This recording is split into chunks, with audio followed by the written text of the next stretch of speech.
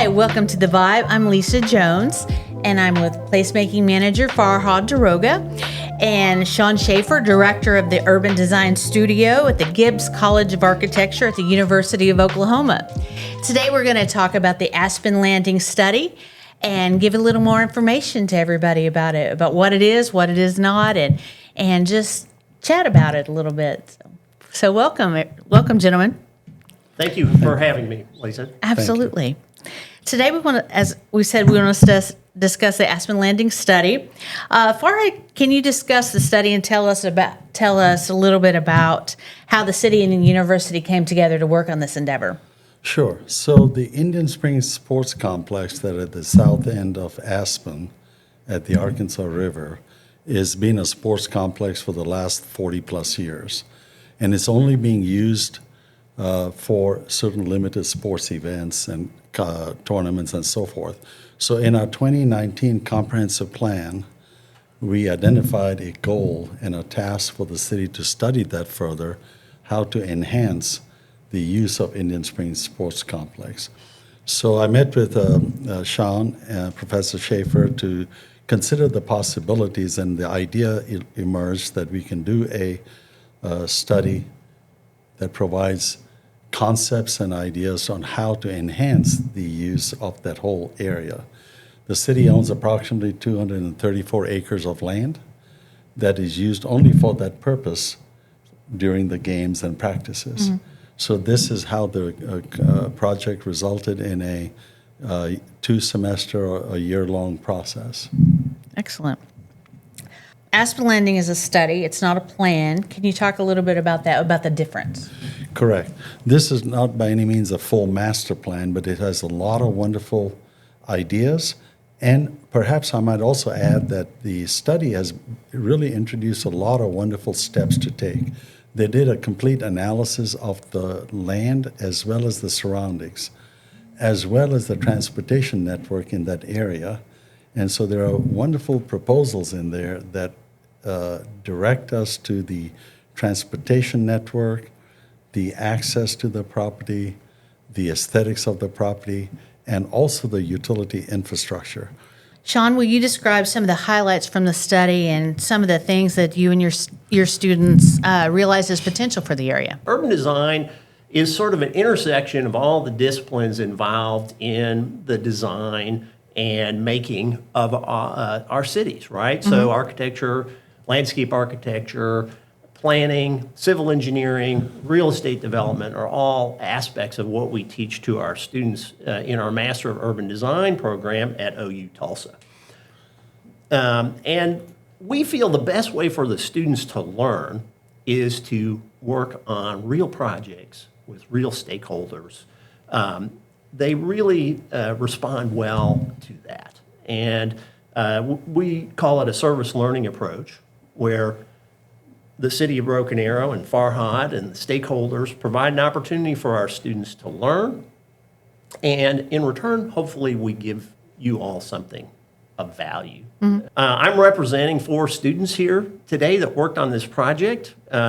All of our students are non-traditional, which means they're all at work right now, and that's why I'm the only one here. But I want to give them credit from the get-go.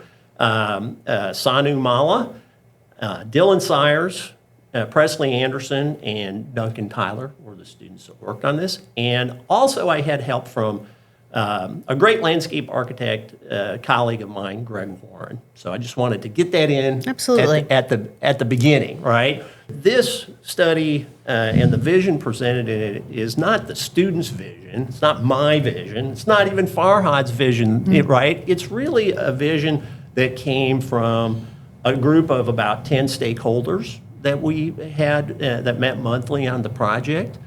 We also had a couple of community engagement events, one out at the park during a soccer tournament, and one at the City Expo last February, where we had a lot of folks come by. We also got to meet and do interviews with a lot of different experts here at the city, different department heads like Phil Hink in parks and Amanda Yamaguchi in planning, and some outside experts like David Williams at the Corps of Engineers who really helped us understand the flooding issues along the Arkansas River. Can you describe some of the highlights of the study? And I'd be happy to. The students sort of organized things into 5 big moves for the vision of Aspen Landing, and that's what we sort of branded it as, because it's at the end of Aspen Avenue there. The first one, and maybe the most important one, particularly for the current stakeholders, was improvements to the existing Indian Springs Sports Complex. And we had stakeholders that represented the baseball and soccer clubs that are the primary users of the facilities out there. We heard from the soccer club that they would like to expand. Right now they have 39 fields out there, and they can't host the larger regional tournaments. And they wanted to add 11 more full-size soccer fields. Now, even though the park has 225 acres, there's not room for 11 more full-size soccer fields. So we're proposing actually an expansion to the west of the existing park in some land that's very suitable for soccer fields. It's in the floodplain that would be able to let them expand and host these larger tournaments. We also looked at the circulation in the park, both the vehicular circulation and the pedestrian circulation. And we found that there were some areas where vehicles were intruding into the pedestrian areas and into the sports fields. So in particular, there's sort of a loop road on the east side that the students recommended removing, and we also introduced some traffic calming at the entrance with a roundabout that would slow the traffic down and distribute it better throughout the park. Also in the vehicular circulation, there is a secondary entrance at Fawnwood Court that goes through the Indian Springs neighborhood. The neighbors aren't really that enthusiastic about having traffic come through, and it's a very circuitous route to get through there. So the students recommended that be closed except to pedestrian traffic, emergency traffic, but not have vehicular traffic go through there. On the pedestrian front, the students recommended a much larger, more extensive trail system that would connect all of the different fields and proposed attractions in the park. They also wanted to make sure that these would connect up with the Liberty Trail, which is about 1.5 miles to the north along the Creek Turnpike, and then future connections to the river trails that go all the way up and down both sides of the river in the Tulsa region. Probably the more exciting thing was a lot of proposals to bring new visitors to the park for new activities and to keep some of the visitors that are coming to the sporting events in Broken Arrow at the park to do other activities, so they don't just drop off their soccer player or baseball player and leave, right? One of the sort of key elements is a pier and boardwalk that would extend out into the river.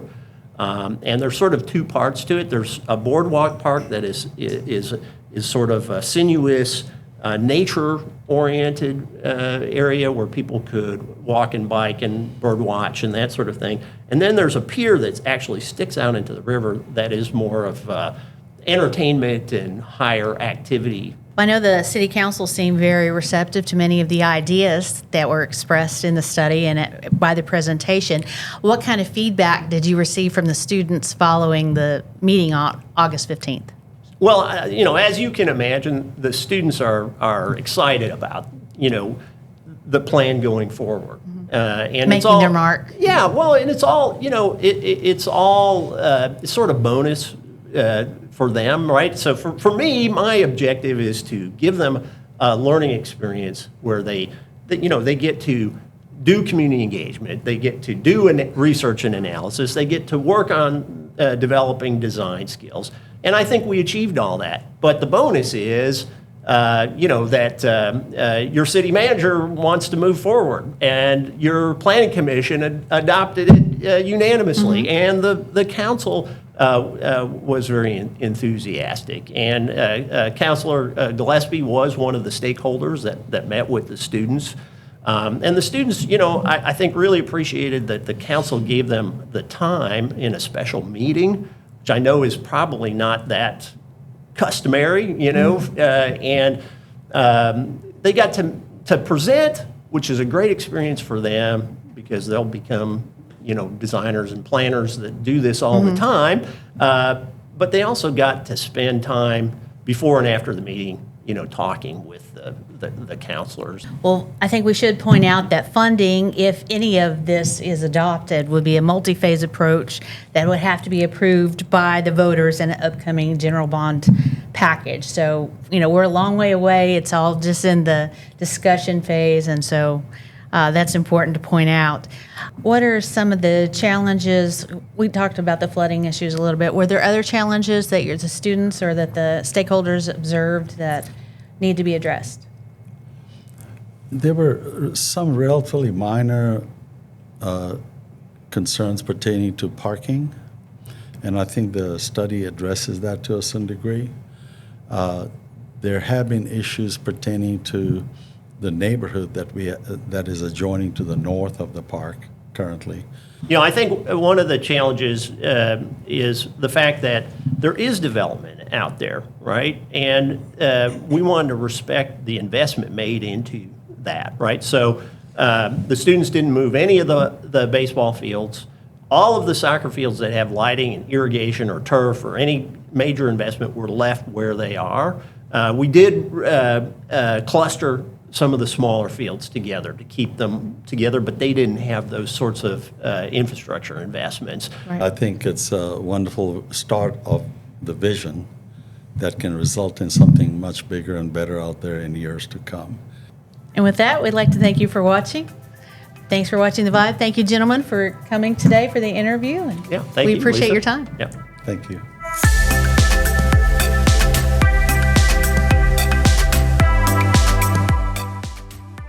Hey everyone, my name is Jordan and I'm here with, Lisa Jones. and this is the news section of the podcast where we kind of just talk about a few things that have been going on in our community. And to kick things off, the Back to School Bash happened a couple weeks ago with the BAPD, and they host this annual event every year, where they gather a bunch of donations from local businesses and partners, and mostly school supplies, and get all of these items together, and they invite families to come out with their kids to receive free backpacks, school supplies, Haircuts. what else? I think they do free immunizations for the kids and a ton of other cool things there. And it's really cool because they line up all the backpacks to where the kids can actually go up and choose the one that they want rather than just being handed a random one that they don't care for, So they actually get to go up and pick the ones they want, which I thought Right. was really cool, and it kind of just adds to that whole experience for the kids. Yeah. And just some facts that we got from the BAPD that they gave out over 1,000 backpacks. Wow, that's a lot. And I think a little bit over 1,500 school supplies altogether. So big turnout. I know hundreds of families were there. And those add up. It does. Yeah, absolutely. And we just want to thank all of the partners that donated all the items to them to give out. And it's a huge event each year, and it kind of just sets the standards for the kids getting ready to start the school year and gets them off to a good start, and they can use those supplies throughout the year. It's really Absolutely. cool. Yeah. So, That's great. thanks. I want to congratulate City of Broken Arrow employees who have been selected to this year's Leadership Broken Arrow. We have Assistant City Attorney Graham Parker, our fearless leader, Communications Director Aaron McCulloch, Finance Director Cindy Arnold, Fire Chief Jeremy Moore, and Broken Arrow Police Captain Brandon Teener. And we're so excited for them. We know that it's going to be a great opportunity for them to make connections and build relationships with other business leaders in the community. Very cool. That's exciting. And then sticking with BAPD, They recently just had 10 new cadets graduate from their police academy. That's awesome. And they go through about 1,000 hours of pretty crazy training in just 28 weeks, which is impressive.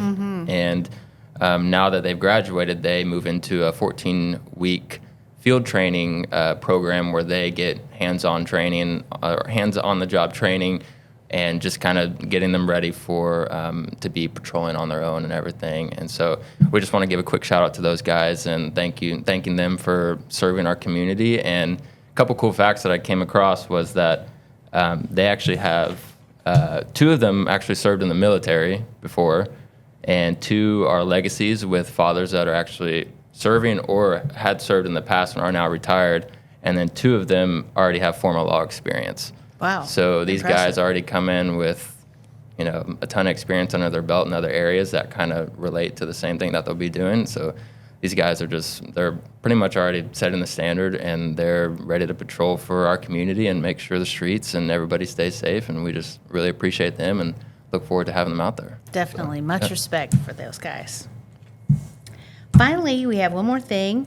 We want to remind everybody that ScotFest is coming up on September 15th, 16th, and 17th. And that's a great event that's held at Events Park every year, and we're really excited about it.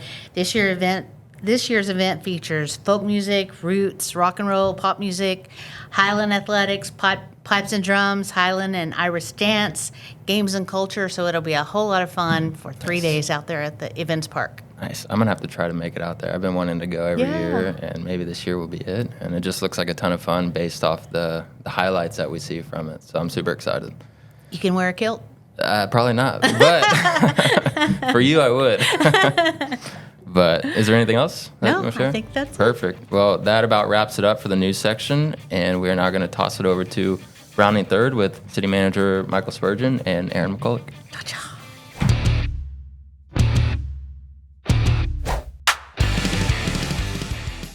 Okay, so this is Rounding Third with City Manager Michael Spurgeon. I'm Aaron McCulloch, Communications Director for the City of Broken Arrow. We're going to hit on 2 topics that the City Council discussed this past month on August 15th, fireworks, Rose District parking. Let's start with fireworks. Why talk about fireworks in August? I know that it's kind of a contentious subject, as we approach the Independence Day holiday and then the few days afterwards. Why have the discussion in August? Well, in I would say in the Reader's Digest version of why is because every year that we shoot off fireworks, which are allowed on the 3rd and 4th of July, respectively, from 3 p.m. to 11 p.m. Shortly after the holiday is over, we hear from folks that would like the city to not allow for fireworks to be shot in any way, shape, or form. And we heard from a number of folks this year, and we've also had a number of folks reach out to the council members and myself and express concern. And so the governing body, in their due diligence and open transparency, as they always do, decided they were going to actually have a formal discussion about it, Aaron. And with that formal discussion, they determined that they had some direction that they wanted city staff to follow. At one point, there was a possibility. The agenda item said something about possibly going to a special election. We'll just tell you right now, they did not decide to do that. But they did direct staff to do a few things. One, they want to see more frequent messaging about with public education in regard to fireworks permitting, the city ordinance. They want more collaboration between the city and the HOAs to help share the city messaging with the membership. And then the third thing, which is really what I want to pick your brain about, is a public initiative. And it's initiated by the citizens to possibly get it on the ballot. Can you talk a little bit more about that and what that actually means? Sure. I would say that there are, in terms of complaints that we get regarding fireworks, I'd break those into 2 categories. One, there are those that are happy with fireworks being shot off. However, they don't want them shot off on times or dates they're allowed. Unfortunately, usually around the 30th of June through the 5th or 6th of July, we have people shooting fireworks, which is in violation of the ordinance. And so one of my responsibilities is to work on improving the enforcement of our code. The second part are folks for some very legitimate reasons, they feel, believe that there shouldn't be fireworks shot off at all. Actually, the fireworks should be by way of display. And so you're correct. As the council spoke to me about what we can do to provide more public information, and we will do that. We will reach out to all our HOAs, and the focus is going to be on helping them ensure that the members of the HOAs or within the subdivisions that the HOA has some jurisdiction over, to just remind them the importance of only shooting the fireworks off during the hours and days that they're allowed. We'll do a much more, I say, robust effort, you and I will next year, to make sure that folks know that it's not legal to shoot them on any other days than the 3rd and 4th. And I'm working with the chief of police to determine how we could increase our presence in the community to address fireworks on the days that they're allowed, but outside of the time frames. And then secondly, is to what we could do to those folks that make a conscious choice to shoot fireworks at times when they're not allowed. So I wanted to address that. With regard to the initiative petition, I mean, that's something that is allowed by state statute. And just to go back a little bit, back to approximately 2006, the city council actually took this non-binding referendum to the community to determine if they wanted to shoot fireworks on what days, to be just very specific about the language.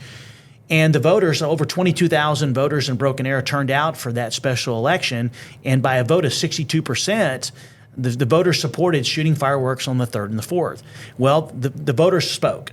And so the council members discussed the possibility of another special election, and it was determined that the council wasn't going to make any changes to the current code because the voters had made a decision. And it was suggested that if there was enough concerned citizens in the community, that they could present an initiative petition to, with the appropriate language, to actually do another non-binding referendum regarding fireworks. And according to state statute, you need 25% of the number of individuals that voted in the last local election. That was approximately 4,500, for not knowing the exact number. So you need approximately 1,200 registered voters who meet all the criteria in the statute with signatures, and then the council would go forward with that initiative petition. And so that was suggested. I'd be glad to provide any information I can to any citizens that are interested in that, in terms of where they need to go on the state statute, even have something put together so I could help them understand that, because the council feels very strongly the citizens voted, and if there's an initiative petition, they would be supportive of helping put that on the ballot in the future. Sounds like it's a really a grassroots campaign type deal. That's what it would have to be. But I can assure residents is that the council has heard you, I have heard you, and that my responsibility is to make getting a permit, as long as it's legal to get a permit, as expeditiously as possible, by allowing you to come to City Hall to get the paperwork and fill it out, or to be able to do it online. Most people do it online.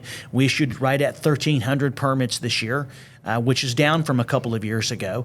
And we want to improve upon the enforcement for those people who make the decision to shoot fireworks outside of the permitted times. And I'm committed to try to help that. The challenge we have, and I just want to maybe expand upon this, Aaron, is that when the police department, they know where the permits are, and so they're traveling through the community, and they can relay back to dispatch and find out if someone at an address has a permit. When people call about complaints about people shooting permits outside of the time frames, a lot of times police officers respond to the call, well, the fireworks have ceased. And if our officers don't actually see the fireworks being shot off illegally, it puts us in a very precarious situation. And sometimes what happens is the residents call, and most residents, they have a hard time wanting to sign some type of citation regarding their neighbor. And they don't understand that the police, just by us telling they were shooting them, the police need to see them. And I understand residents' concerned about that, but that is simply the law, is that the police officer actually has to see the situation occurring in order for them to take the appropriate action. Yeah, Assistant City Manager of Administration Norm Stevens talked about that during the meeting on that Tuesday night, and said it's a misdemeanor charge, and that police have to see it happen, and if not, then of course the complainant needs to be able to sign the citation in order for it to become official. And he said that there's just not many neighbors that want to do that. They don't show a lot of interest in that, and I can understand that too. So it's an interesting scenario, and I'm glad that 4th of July is in the rearview mirror, as I said earlier, and we'll see what we'll really get the word out next year for folks and let them know what's going on. Let's talk about parking, Absolutely. Rose District parking. So this was on consent agenda, and so there wasn't any discussion about it actually. But City Council awarded a contract to Magnum Construction for 110 additional parking spots in North downtown Broken Arrow in the Rose District here. How important is this to start seeing some development move to the north, possibly to the south? Well, I think it's super exciting, and we are actually starting to see a lot of interest on both ends of what I would call the main area of our Rose District. And so for the south, for example, which I would consider the south to be right around Houston, just south of the railroad tracks, all the way down to Washington, we have interest. There's some new homes that are going up right now or have gone up. We've got some new additional multifamily that's going to be up. There's also other interested parties looking at other opportunities in those areas. And then now look at the north. The north has the Brio. It's been there for a couple of years. Obviously, filling up the Brio there has not been a problem with about the 195 approximate apartments that are there. But the businesses on the first level, obviously, we're past COVID. That slowed down what I believe the facility probably would already be 100% rented.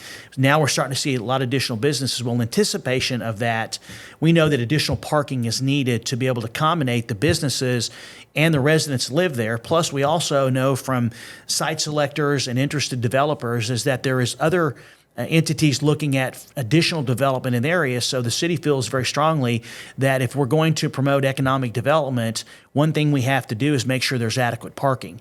And so we were excited to enter this partnership with the First United Methodist Church. It was approximately about 6 months in the making of coming up with agreement. I give all the kudos to Jennifer Rush, our economic development manager, who worked very closely with the leadership of the church to come up with an agreement that both parties were happy with. So the council awarded a contract to make those improvements. To as we start to look at parking in the Rose District, there's a consistent theme with the terms of lighting, the type of surface they're on, the striping, the landscaping, those things that really kind of set off us from other communities, the fact that we're making those commitment to that type of public investment. One of the things I thought was interesting when you look at the lease agreement is that the estimated economic impact of those parking spots is around $2 million per year to local businesses. That has to be some serious excitement for those folks. It is for them specifically and us for generally, because as I've always said, keeping our city safe is always my number one priority. And secondly is Economic Development Administration, which is really the fuel that you need to drive the machine. By creating those opportunities to shop local, because we're so heavily dependent on sales tax, is one of our number one responsibilities, along with trying to create new jobs or expand existing companies. And so this is exciting to know that type of improvements that are being there is going to throw off approximately $2 million for the local economy. Our responsibility is to make sure that the infrastructure is there, and this parking is going to help us do that with an additional 110 spaces. 110 new spaces coming to the Rose District, going to bring us up to about 1,000 free public parking spots here in downtown Broken Arrow. Where's that parking spot? There's 1,000 of them. There is, and it's always interesting about downtown parking. I mean, obviously, it's different than going out to one of our largest big boxes. I mean, people understand sometimes you have to park at the very back in order to get the space, and whereas in the downtown, people like to park right in front of the business they're at. That's why we try to work with the businesses as much as we can to make sure that their employees and the owners use the spaces not on specifically on Main Street, because we want the patrons to be able to use them. And I think that's something that we do a really good job of. It's always a constant reminder, and that's why Brent Brassfield, who is managing the Rose District, does a great job of going and talking to the businesses about the importance of parking.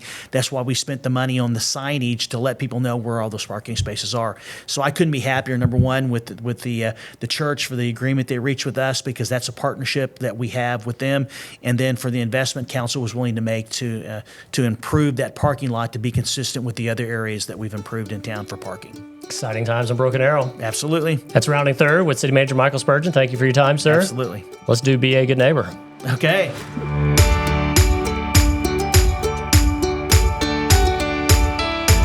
Well, hello everyone. My name is Mike. And I'm Aubrey. Welcome to Be a Good Neighbor. And how are you today, Aubrey? I'm feeling pretty good. How are you, Mike? I'm feeling great. We have a couple of awesome stories. Yeah. And the virtual coin flip, do you want to go first, or do you want me to tell? I'd like to hear what you have. Awesome. Well, every day, like most Americans, they drive home from work. And I don't know about you, but when I drive home, I just got one mission on my mind, just to get home, ignore everything else. But, our police chief Brandon Berryhill, he was actually driving home one day, but he saw a stranded driver. And it turns out this lady had her tire just flat, and I think it was just because of the heat. And he actually stopped, got out, and changed her tire, and then she went on her way. And I just thought this was a cool story to share about how being a good neighbor is just going out of your way to just really help people. And that just speaks to the leadership that we have here in the Broken Arrow Police Department, going the extra mile and just doing the right thing and being a good neighbor. Absolutely. I love hearing that. And Chief Berryhill is such a great guy. That story doesn't surprise me at all. But I love to hear that with how hot it's been outside lately. I know people are having a ton of car issues. And I just love to hear that a Broken Arrow citizen, as well as somebody who works at the city, is helping someone like that on their off time. Absolutely. And it's maybe it's a reminder to all of us, check your car. Tires, oil, things in the heat don't go well sometimes. Yeah. But I'm just thankful that we were able to share the story. That's awesome. I have a similar kind of helping out story. Ooh, I can't wait. Do tell. People being a good neighbor. If you're familiar with the Blue Star Mothers of America, we have a chapter here in Broken Arrow. They're a 501c3. They are a group of women who their statement says, we are mothers, stepmothers, grandmothers, foster mothers, and female legal guardians who have children serving in the military, Guard, or reserves, or children who are veterans. And basically their mission is making care packages and writing letters and making those overseas feel just a little bit of home while they're deployed. So they have a chapter here in Broken Arrow, and they're located at the Veterans Center on Main Street. And so they have kind of a monthly call for volunteers, and I think they've kind of been struggling just with the heat and summer vacation, getting people to show up.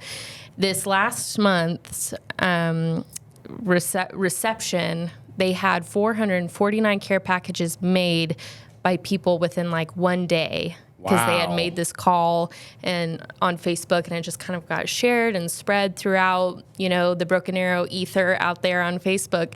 And then just a few days later, they make all those packages, everybody leaves, they still have to get the packages on the buses and to ship them out.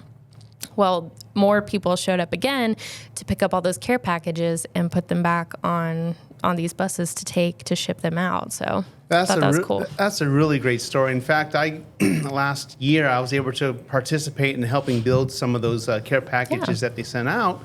One of the things that the service members really crave is socks. Believe it or not, fresh pair of socks and then things like gum, candy, and there's also a chance to write notes to them. And it's a really great organization for anyone who wants to get involved. Contact the Blue Star Mothers at the Veterans Center, and they will be happy to have your help because it's an ongoing process, isn't it? Yeah, absolutely. Anyone can volunteer there, but they do love if you call ahead and kind of organize maybe just a group day, a group session with your church, your school, your workplace. I mean, they just really, any bit helps. Well, that's fantastic. And that is all the time we have for Be a Good Neighbor. If you have any stories that you want to share, just hit us up on the social media channels. We'll be happy to tell your story. The Vibe Broken Arrow is produced by the City of Broken Arrow. Thank you for listening. Don't forget to subscribe to hear more about Broken Arrow, the city where opportunity lives.